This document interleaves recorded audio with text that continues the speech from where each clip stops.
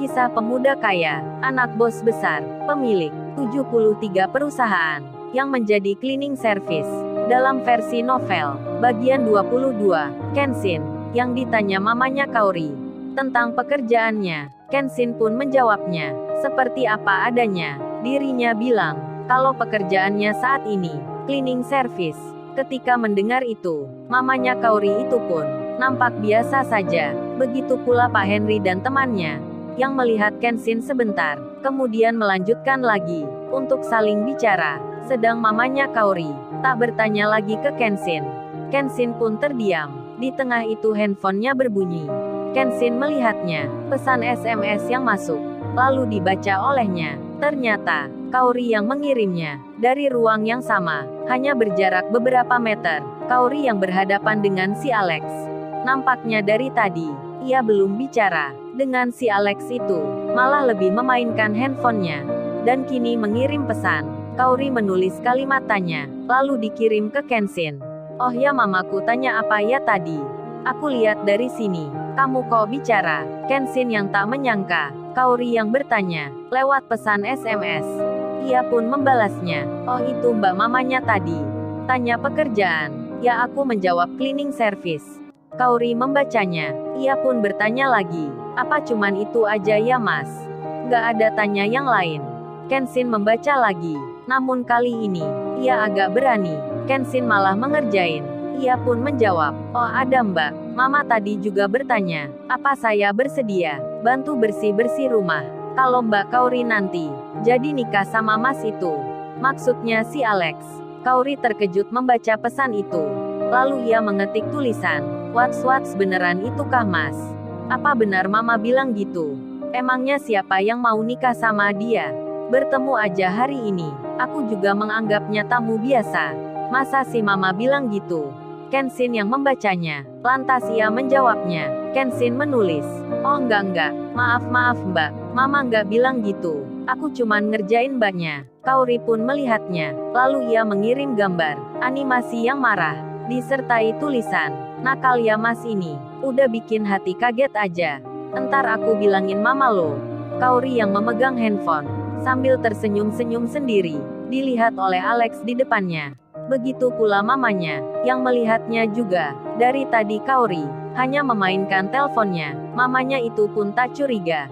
Kenshin yang saat ini di depannya, sedang saling berkirim pesan dengan putrinya. Kemudian Kenshin membalas, ia mengirim pesan ke Kaori. Emang berani mbaknya entar bilang ke mama. Malah yang ada, mbaknya dimarahi. Mamanya entar bilang, Kaori kok kamu SMS-an sama cleaning service? Bukan bicara sama tamunya. Gimana kalau mama bicara gitu? Kaori membacanya. Sambil tersenyum ia langsung menulis. Masnya sok tahu nih, masa mama entar bilang gitu? Lagian kalau mama marah karena hal itu, ya aku tinggal jelasin. Kan gak masalah. Kenshin langsung membalasnya. Jelasin apa ya maksudnya? Kaori menjawabnya. Ya rahasialah. Pingin tahu aja kamu. Kenshin menyahutnya. Banyak gitu ya. Sama aku pakai rahasia. Kalau sama mas di depannya, pasti nggak ada rahasia ya. Hahaha. Kenshin memberikan gambar tertawa. Kaori pun menjawabnya. Kan sama masnya ini masih orang lain gitu. Emangnya kita ada hubungan apa? Apalagi sama tamu teman ayahku. Aku hanya menganggapnya tamu biasa. Kenshin segera menjawabnya. Kalau aku tamu apa ya? Biasa, istimewa, atau spesial ya? Hahaha. Kenshin memberikan anime tertawa. Kaori membacanya, dan ia pun menjawabnya. Ya tergantung gitu. Bisa berubah-ubah. Spesial ataupun istimewa, itu terserah masnya. Kenshin menyahutnya. Kalau gitu, aku langsung aja tanya, mbaknya sudah punya cowok belum? Kaori membaca sambil berseri-seri. Lalu ia menjawabnya, belum, masih single. Emang ada apa ya? Kenshin menjawabnya, sama aku mau nggak? Hahaha. Pesan pun dibaca Kaori. Langsung saja ia membalasnya. Maksudnya apa ya, aku belum paham. Kenshin lalu mengetik lagi. Ia menulis kalimat, ya udah deh kalau belum paham. Berarti mbaknya belum cukup umur. Ditunda aja ya sampai nanti.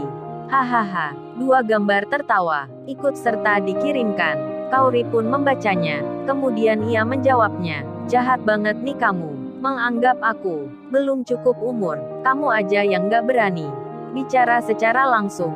Kenshin yang membaca itu kemudian menjawabnya, apa bicara itu lewat SMS kayak gini?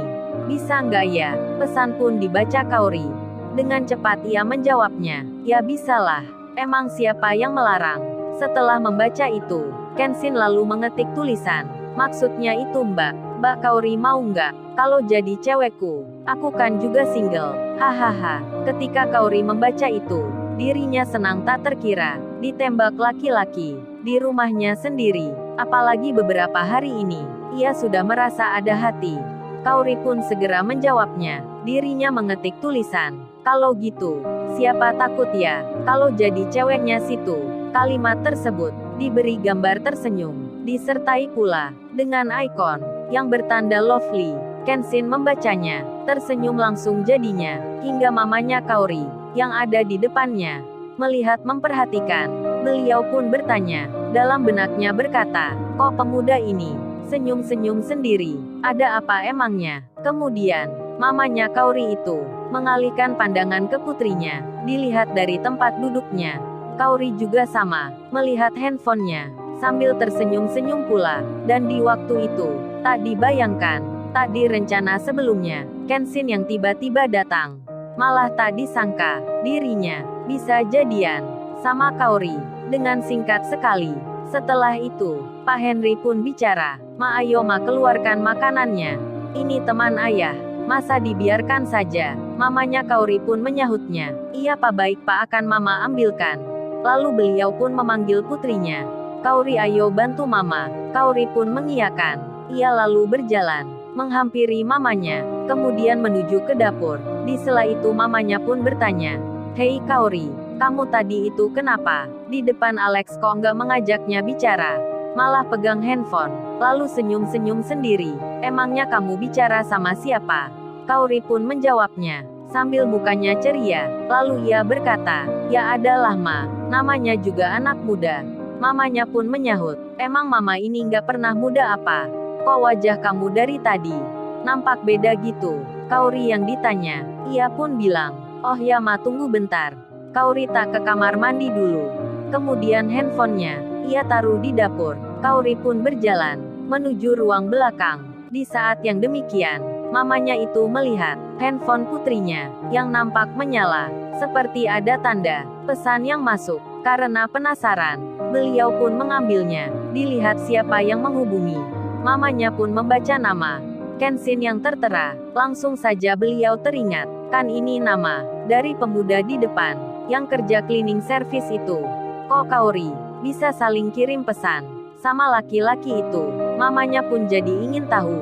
Lalu beliau membuka lagi kiriman-kiriman yang lain yang baru saja dilakukan putrinya. Ketika mengetahui isinya, terkejutlah mamanya Kaori. Terkaget seketika, ternyata putrinya semenjak tadi melakukan percakapan lewat SMS dengan pria yang ada di depannya. Tak hanya itu, beliau pun membaca tulisan, Kaori, kamu mau nggak jadi cewekku?